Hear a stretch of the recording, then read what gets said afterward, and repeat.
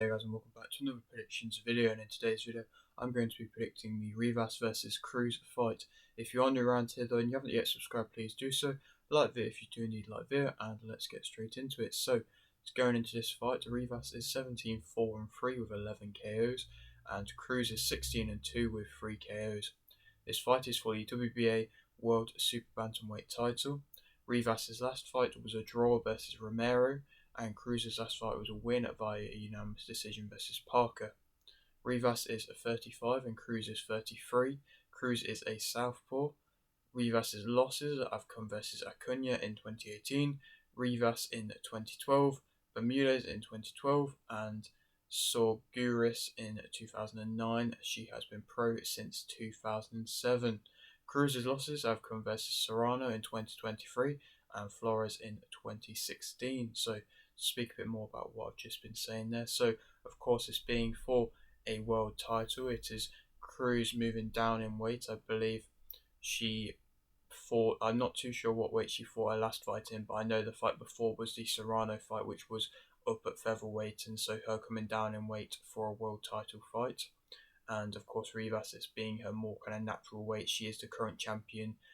Obviously her last fight was a draw, and so she managed to keep the belt in that aspect, but she is still the champion. Last fight for her was that draw, and arguably you'd have to kind of say that she was losing that fight. I mean, she had the knockdown against her, and Romero was kind of outworking her throughout the rounds, but there was points where she showed aspects of where she was being able to respond, and not, I don't know if it's hurt Romero, but still managed to have an impact upon Romero. And so there was elements where she was definitely, maybe she won one round, possibly, I don't think she won two, but it possibly won one round out of the five, or possibly two out of the five.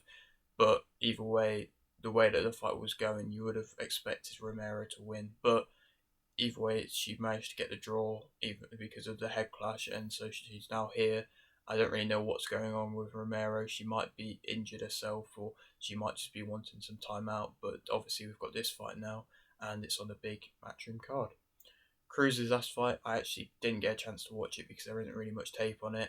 Obviously, the fight before that was a Serrano fight, which was an amazing fight, and so that's what I'm really going to be basing a lot of my kind of research slash analysis off of, that great fight. And Rivas losses wise, I mean, they've all been a little while ago now. Obviously, the most recent one being Acuna, but that was still, what, 4 or 5 years ago. So you'd expect there to be differences from then, and maybe it's just top level opponents she might struggle against, but I don't know. She is a world champion, so she would have had to have fought top level opponents to get the world title. So you'd probably just like to expect that they were just things in the past.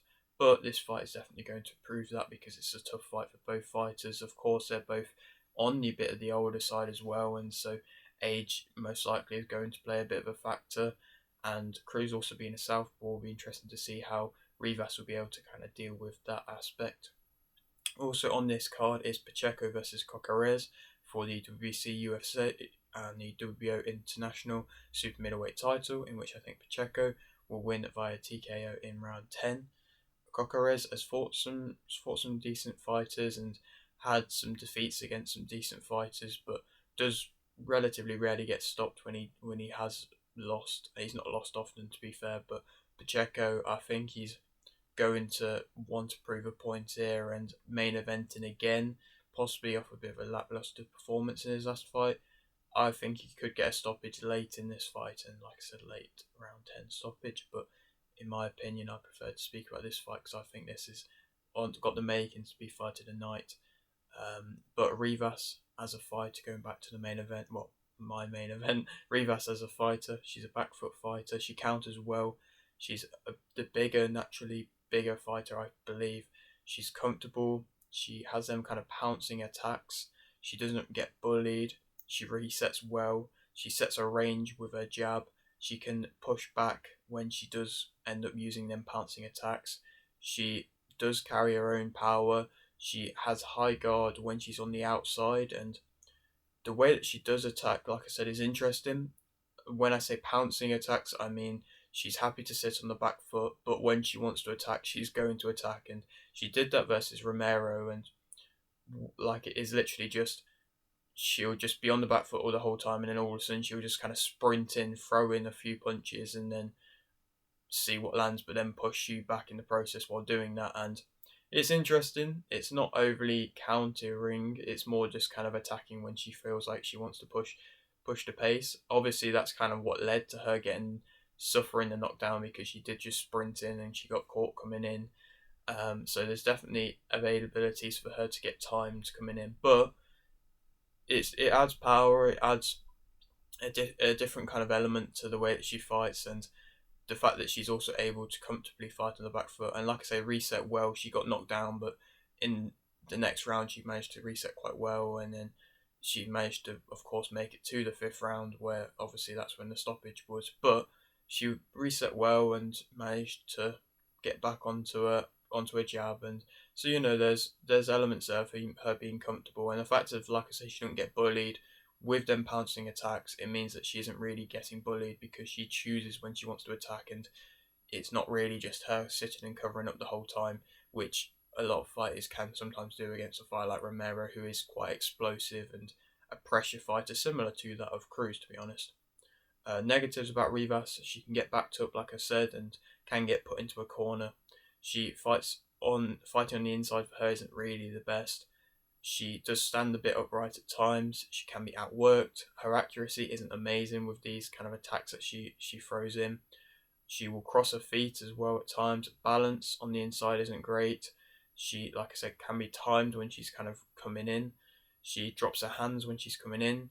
She can smother her work, and she does often headhunt. And so, attacking wise, she's not amazingly good attacking, but obviously there's elements there, and there's only realistically a couple of shots. If she's got to land a couple of shots, then she could really hurt with them couple of shots, and she did land the occasional big one versus Romero, and has done in previous fights, and that's how she managed to get stoppages. And so there's definitely things to watch out for in both aspects of good and bad, like with every fighter. But yeah, there's definitely attacking things which I would say aren't really the best, but the fact that she does struggle a bit on the inside, I think Cruz could definitely work with that, and is, like I said, similar type of fighter to Romero, where I think she's going to want to work on the inside.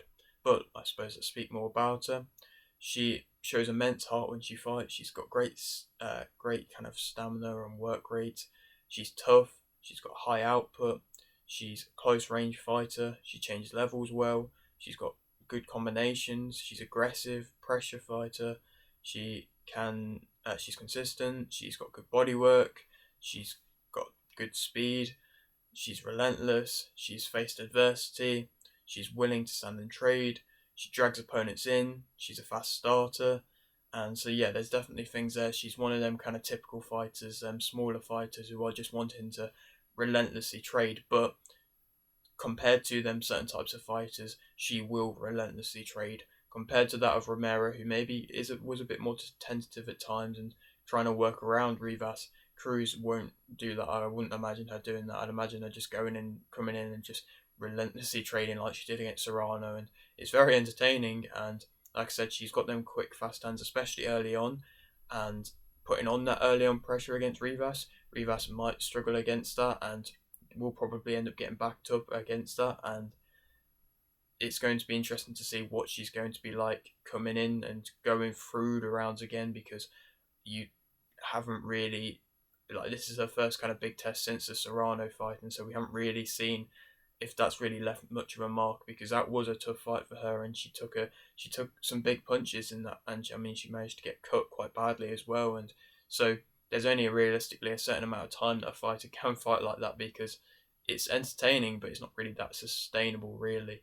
So it's going to be interesting to see if she's going to come in with that same kind of mentality against Rivas, or possibly be trying outbox her. But I wouldn't really recommend her outboxing her, to be completely honest. I think she could very much win just by doing her thing, where she comes in and just relentlessly throws and outworks Rivas. The negatives about Cruz: she ducks her head in, so she's very much able to get timed. She wildly swings. Her accuracy in close isn't really great either, like Rivas. She stands upright like Rivas. She has kind of arm shots, that's where a lot of the power doesn't really come from. There's not really much power in them shots. She kind of values the speed more than the power. She sometimes throws just for the sake of throwing, and it means that she's defensively going to be open. She has to have that confidence. Sometimes she goes into fights and she doesn't really seem overly confident, and she has to have that kind of self belief in her, you'd like to think, and maybe that comes throughout the fight. And yeah, but it's just going to be, in my opinion, something that you kind of have to work on. She has a lack of a jab. She doesn't really set up her shots. She doesn't really have much defensive movement, so is definitely going to be there to be hit. She can be timed, like I said, her balance isn't great. She's been hurt in fights. She can obviously slow down as well in the later rounds. She'll slow down, which is completely understandable by her fighting style being so kind of crazy. It's understandable that she's going to slow down later on. But Rivas, if she can keep a range with a jab, which she can do, then she could work off that, and it's just going to be difficult to keep Cruz at a range though. Rivas is the favourite, and I think that Cruz will win via unanimous decision. I feel like she is just going to outwork her throughout the majority of the rounds, and Rivas could end up becoming struggling on the back foot and not really being able to impose herself, because if Cruz is, unlike somebody like Romero who will give you a little bit of time, Cruz won't give you that time, and I don't feel like many fighters can deal with the way that Cruz fights, bar the best like Serrano, who to an extent fights relatively similar. Um, yeah, you'd like to think that not many fighters can really deal with that pressure, especially back foot type fighters, unless they have really, really good counters, and I don't know if Rivas has that level of countering. So yeah, I'm going to go Cruz unanimous decision. Could she go next? Romero, that fight would be a great fight for her. I'd like to see her campaigning down in super bantamweight, to be honest. So that could be a great fight. Mercado's WBC champion, so you never know. Or there's a big fight for the IBO title, Motu versus Mera, in December 2nd, I think that is. So that could be a big fight. Motu, if she comes through that, that could be setting up for a big fight for Motu to possibly get one of the kind of major mandatory boards world championship fights. But yeah, that is it for today's video. Hope you did enjoy. Like if you didn't, like this, subscribe if you're new, and thanks for watching.